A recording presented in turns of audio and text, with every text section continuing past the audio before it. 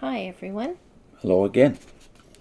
We're in the Proclaimer's book, and we're now on page 55, a new subhead, Opening the Door of Newspaper Gospeling. By the end of the 19th century, the world was crisscrossed with telegraph lines. Telegraphic communications was inexpensive and fast. It revolutionized the press. News could be quickly transmitted over long distances and printed in newspapers. In the early part of the 20th century, C.T. Russell and his associates saw newspapers as an effective way of reaching large numbers of people. Russell later said, "The newspaper has become the great factor in the daily life of the civilized world." The December 1st, 1904 issue of the Watchtower announced the sermons by C.T. Russell were appearing in 3 newspapers. The next issue of the Watchtower, under the heading Newspaper Gospeling, reported, "Millions of sermons have thus been scattered far and near, and some at least have done good. If the Lord wills, we shall be glad to see this door keep open, and even open still wider." The door of newspaper gospeling did open still wider. In fact, by 1913, it was estimated that through 2,000 newspapers, Russell's sermons were reaching 15 million readers. How, though, did Russell manage to get a weekly sermon printed even when he was traveling? Each week, he telegraphed a sermon, about 2 newspaper columns long, to a newspaper syndicate. The syndicate, in turn, re-telegraphed it to newspapers in the United States, Canada, and Europe. Russell was convinced that the Lord had pushed the door of newspaper preaching wide open. During the first decade of the 20th century, the Bible message that Russell and his associates proclaimed became widely known through such newspaper sermons. A publication called The Continent once stated concerning Russell, "His writings are said to have greater newspaper circulation every week than those of any other living man, a greater, doubtless, than the combined circulation of the writings of all the priests and preachers in North America." Next subhead is Moving to Brooklyn. As the newspaper preaching gained momentum, the Bible students looked for another location from which to originate the sermons. Why? The Bible house in Allegheny had become too small. It was also thought that if Russell's sermons emanated from a larger, better-known city, it would result in the publication of the sermons in more newspapers. But which city?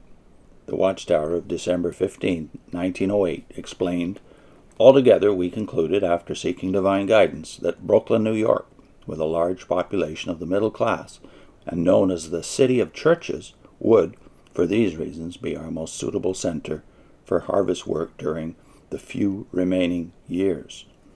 In 1908, therefore, several representatives of the Watchtower Society, including its legal counsel, Joseph F. Rutherford, were sent to New York City. Their objective? To secure property that C.T. Russell had located on an earlier trip. They purchased the old Plymouth Bethel, located at 13 to 17 Hicks Street, Brooklyn. It had served as a missionary structure for the nearby Plymouth Congregational Church, where Henry Ward Beecher once served as pastor. The Society's representatives also purchased Beecher's former residence, a 4-story brownstone at 124 Columbia Heights, a few blocks away. The Hicks Street building was remodeled and named the Brooklyn Tabernacle. It housed the Society's offices and an auditorium. After considerable repairs, Beecher's former residence at 124 Columbia Heights became the new home of the Society's headquarters staff. What would it be called? The Watchtower of March 1, 1909 explained, "The new home we shall call Bethel, meaning House of God." Newspaper gospeling, as it was called, gained momentum after the move to Brooklyn, but it was not the only way of reaching masses of people. So the focus here seems to be on look at the immense size of Russell's audience already by 1908, and they're trying to increase it still. So you think this is a bragging point, and indeed that's the way I took it when I first read these kind of blurbs in the Divine Purpose book, the predecessor to this book. Yeah, it all looked so glorious that God was using this man wonderfully. And notoriety is kind of emphasis here is notoriety in that he's better known than other people, but that does not always mean for good reason. Not for a good reason, but also the fact that you're very visible only increases your accountability for what you're doing. Right. So what was his message? In 1 year, the blurb says on the previous page, it was estimated that in 1 year through 2,000 newspapers, Russell's sermons were reaching 15 million readers. Now, of course, that doesn't mean that all 15 million were reading them, but it does mean the newspapers covered 15 million audience. But they give you a picture. Here's the picture, obviously, of yellowing old clips from newspapers that Russell's sermons were being published in. But look at the titles. Yeah. Look at the titles. The time is at hand. The new day dawns. Hail him, earth's new sovereign. When peace on earth, when goodwill to men. So obviously, certain here's, by the way, if you can't see it, there's one picture in these clips. One picture, one photo.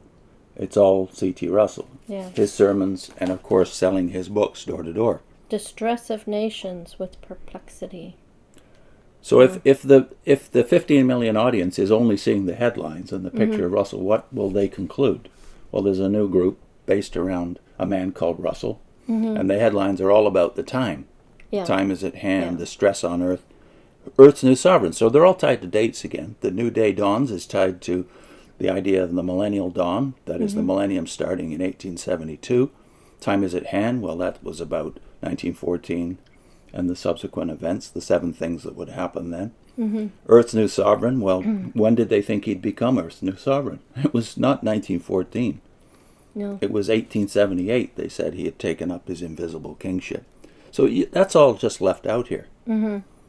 So, but even what is in here, and the first time I read this in prep, I didn't even notice it. What I noticed was that they go to New York because it's known as the city of churches. So that's what I noticed. But the remaining part says, for this reason we chose this place, but our most suitable center for the harvest work during the few remaining years. Well, I've heard that phrase before. This is 1908. They're talking about few remaining years, and they're making it public. Yeah. That they're not just holding private opinions about this. So that tells you what they're preaching compared to what these churches would have been preaching, which would have been Christ. So who gets the credit for the Brooklyn, New York being a city of churches? And it makes the point, especially for middle-class people, ordinary people. Yeah. There are many famous wealthy churches in New York, of course, in the center of Manhattan. But Brooklyn is a middle-class neighborhood, and who gets the credit for all these churches that are already there? Yeah, they were there before you were. What put them there?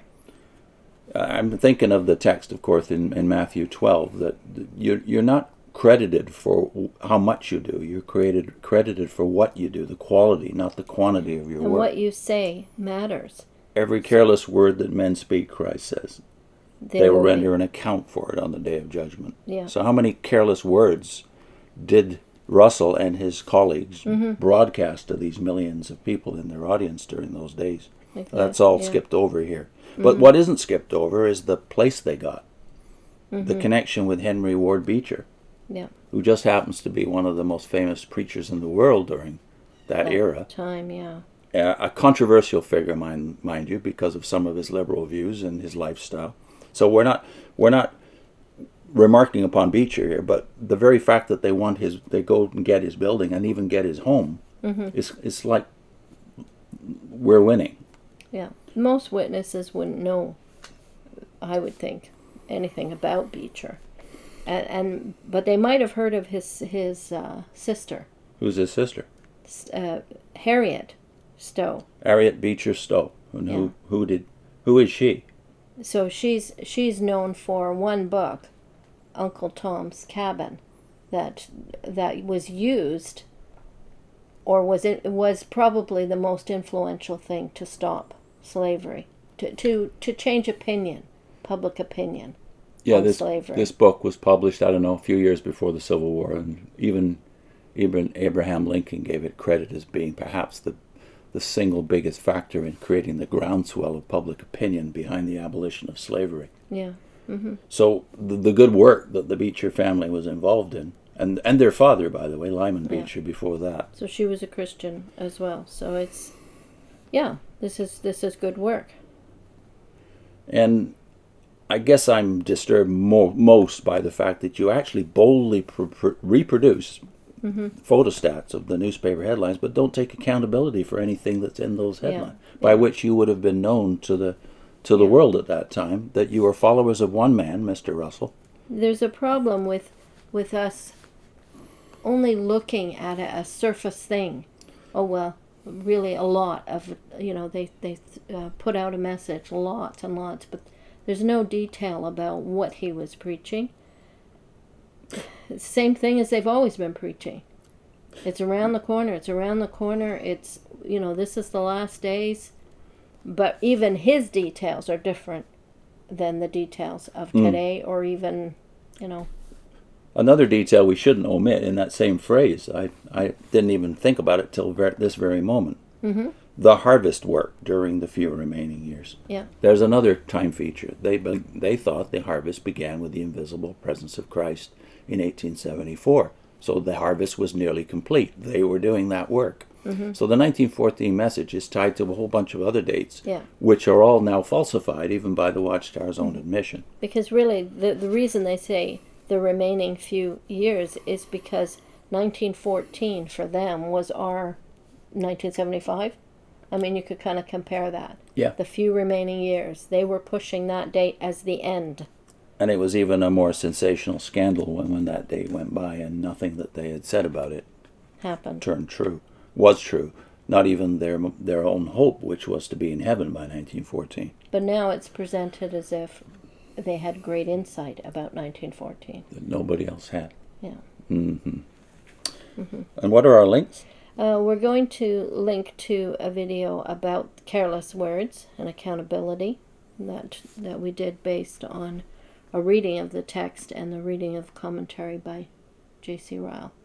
Based on Matthew 12, where you find three of Christ's most hardest sayings, yeah. Mm-hmm. And the other one is John Wesley Brady, right? Yeah, on Stowe, on Harriet Beecher Stowe. Yes. And her influence. Specifically Harriet Beecher Stowe's influence on the abolition of slavery. Mm-hmm. See you soon.